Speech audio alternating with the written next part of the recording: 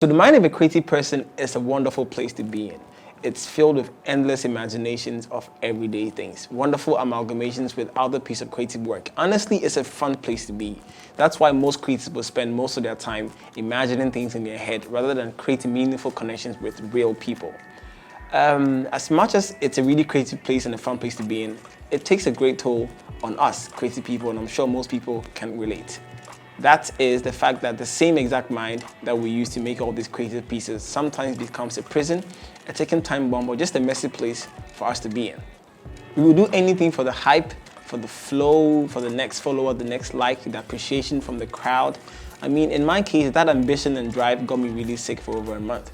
And that is the reason why I'm making this video in the first place, and also the reason why I barely posted anything for almost 2 months now. So in this video, I'm going to share with you a few unhealthy habits of creative people that can go a long way to end your creative career before it even begins. Welcome back to the channel.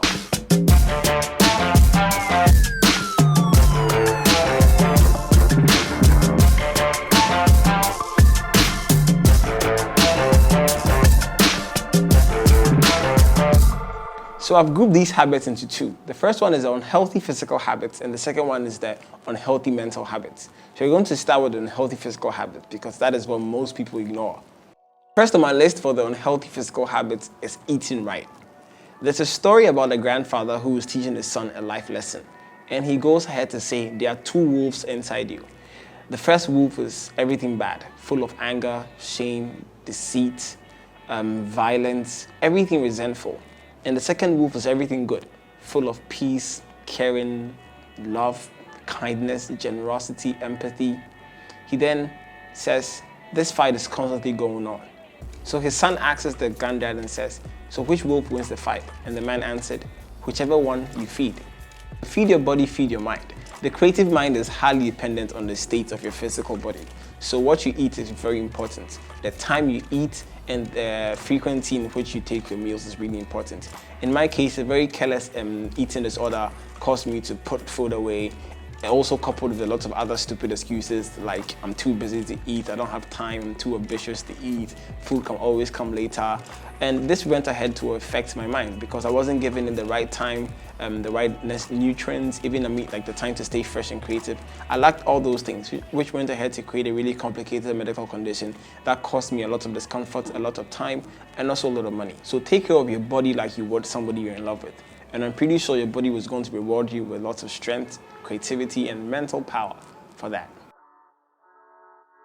The world has romanticized the idea of hustling without rest, going hard for what you want. There's more sleep after death, you can sleep when you're rich. I mean, all these crazy ideas. And most creatives easily fall for this trap of keeping themselves so busy that they don't even get enough time to rest. Sleep is a very important part of healing the body and the mind. Sleep isn't just a way to relax and calm down.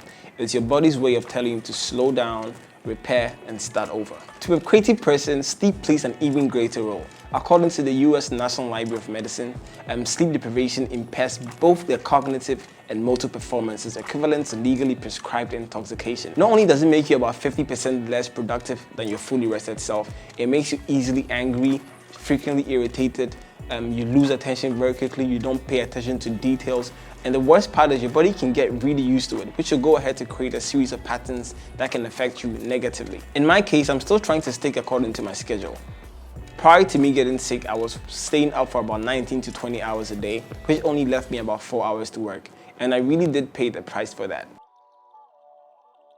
Next on the list is not exercising enough. Exercise usually sounds like a lifestyle for fancy people or people who really have the time or less busy, but that couldn't be more far from the truth.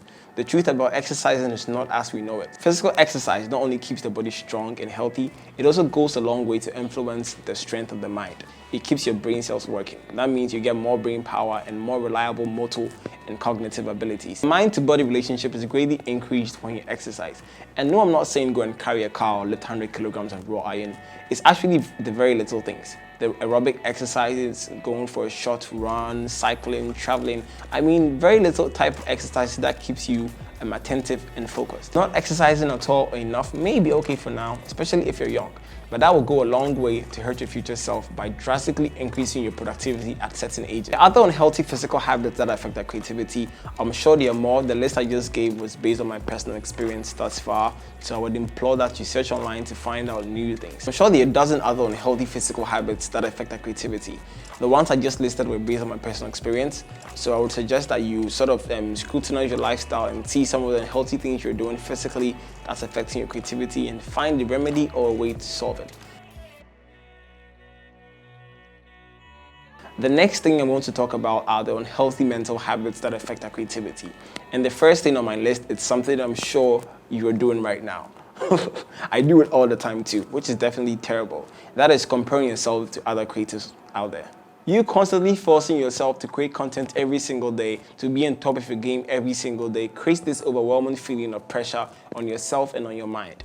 That goes a long way to affect your creativity and your authenticity. Rather than focusing on what other creators are doing to make you feel less adequate or less relevant, redirect that energy into doing new things, learning new skills, checking out what other creators are doing to improve themselves, reading new books.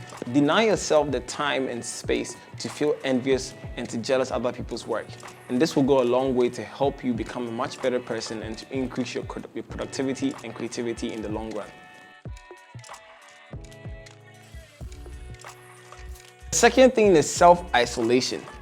You may not be able to relate to this, but I believe that most creatives usually self-isolate because they sometimes don't find like-minded individuals to share their feelings with. I mean, the creative mind is a very complicated place. Although it's really fun and exciting, most of the time it makes us really prone to depression, to have a feeling of not being heard or understood. And this sort of makes creators retract into a shell and stop them from sharing what they're thinking with other people. So most creators will usually end up being alone when they are in a place where they usually need a lot of help.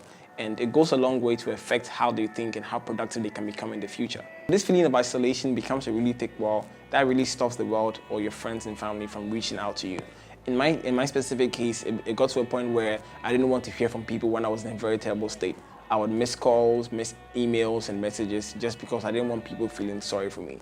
So that space of isolation, at the end of the day, affected my mind so much to the point that I felt like I was never going to get back to being creative or productive as I used to be, and people would be disappointed in me. So I would rather just stay quiet and not do anything at all, so people would just pretend I don't exist. That's what I was thinking, but it didn't work out that way. As a creative person, we do need loved ones. We do need to open up to friends and family. We do need to find people who think like us and work like us, people who believe in the same things we believe in, and people who would also talk to us about their problems so we can both feel heard and understood. So it's really about building a community of people that can help you feel like yourself and that can help you be yourself, even if you're at your worst.